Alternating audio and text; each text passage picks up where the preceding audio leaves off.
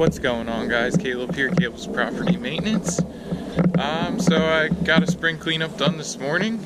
I wanted to get it done rather quickly. It was right down the street from my house, so not too big of a deal. And now I just had lunch, and now I got to do this backyard right here. I had cleaned it up earlier in the spring, but we got some more snow, unfortunately, and brought some more sticks down. So, not too terribly bad, but we'll knock it out.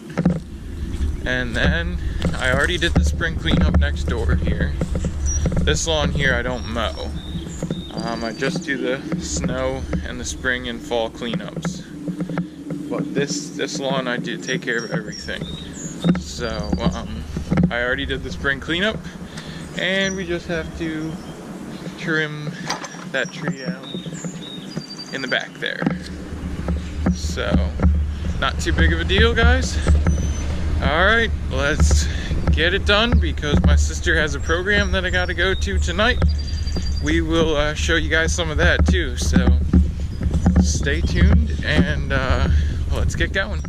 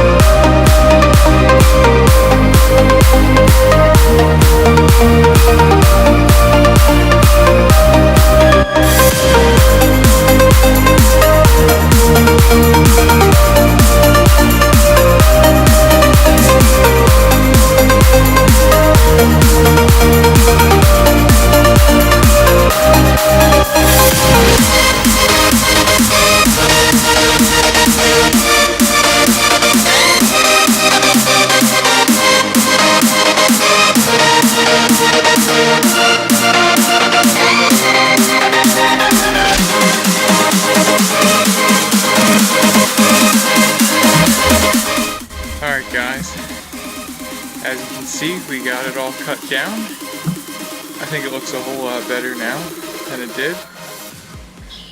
So now I just got to get all the stuff put on the tarp as much as I can, drag it to the front yard, and I got the chipper with me. We'll just chip it up and then we'll bag up all the chips. So that's what the plan is. Alright, let's keep rolling. Actually, guys, plan B. Why do I have to chip in the street when I can just roll the chipper to the backyard? I mean, and I can just chip right on that tarp. I think that's what I'm gonna do. Alright.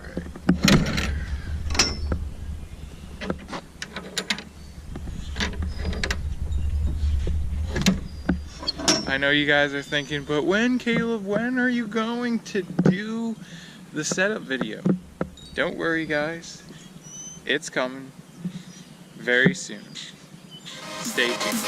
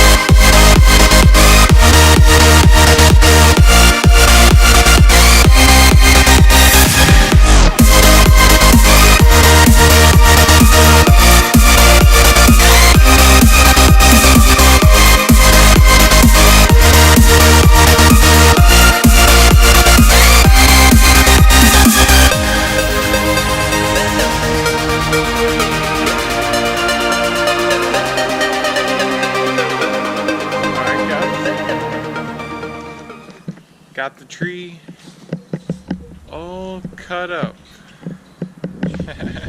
shortened up, and I think because of time constraints, what I'm gonna have to do is I'm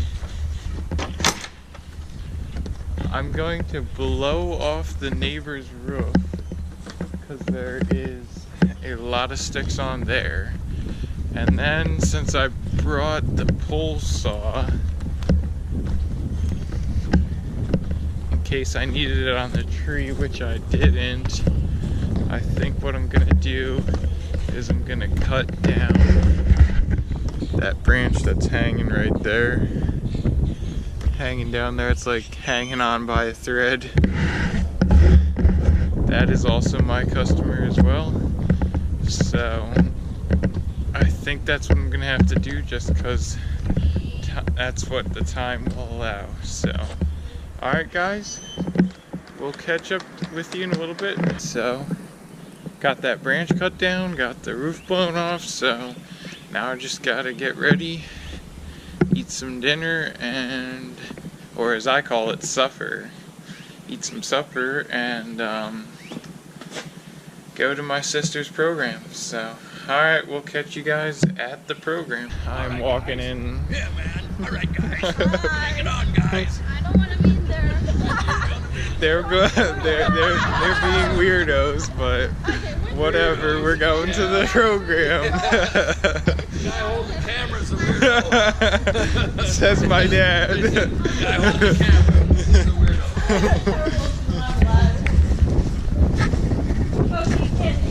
Can you hang on? Hang on anyway. Number.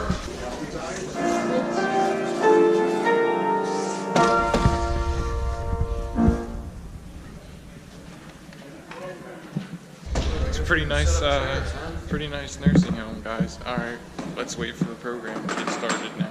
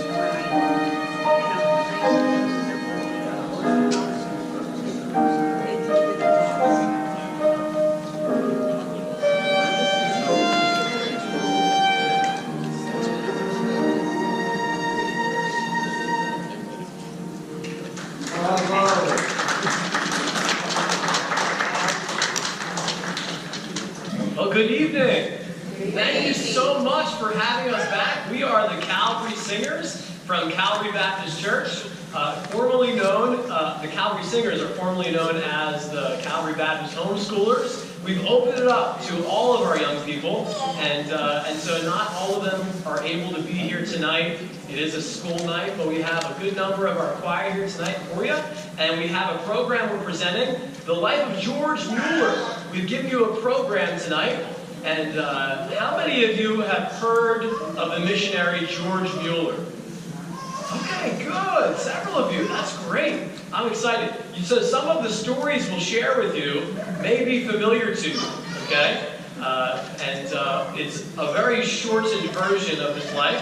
But what we want you to understand are a few things from his life. One, his life was radically changed when he accepted Jesus Christ as his personal Savior.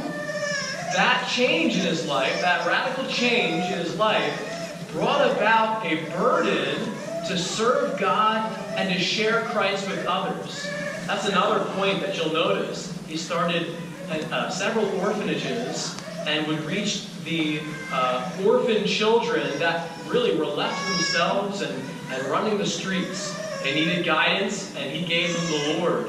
And the other thing that really characterizes George Mueller's life is faith. He lived by faith. Whenever there was a need in his life, he took it to God in prayer, and God miraculously supplied many, many needs that he had, so that in his life, people knew he was a man of God.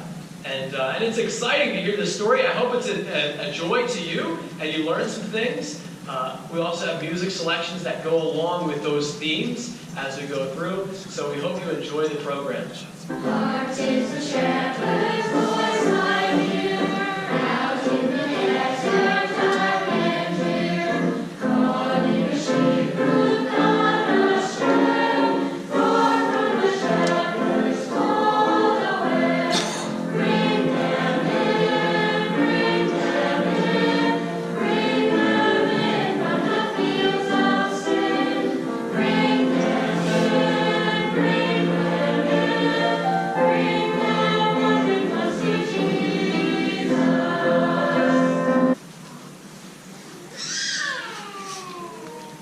Mr. Mueller, you must have some food for the children. There's absolutely nothing left in the kitchen.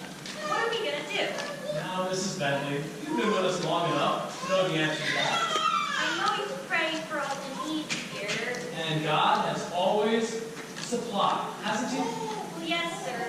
But the children are already seated at the table with empty plates in front of them.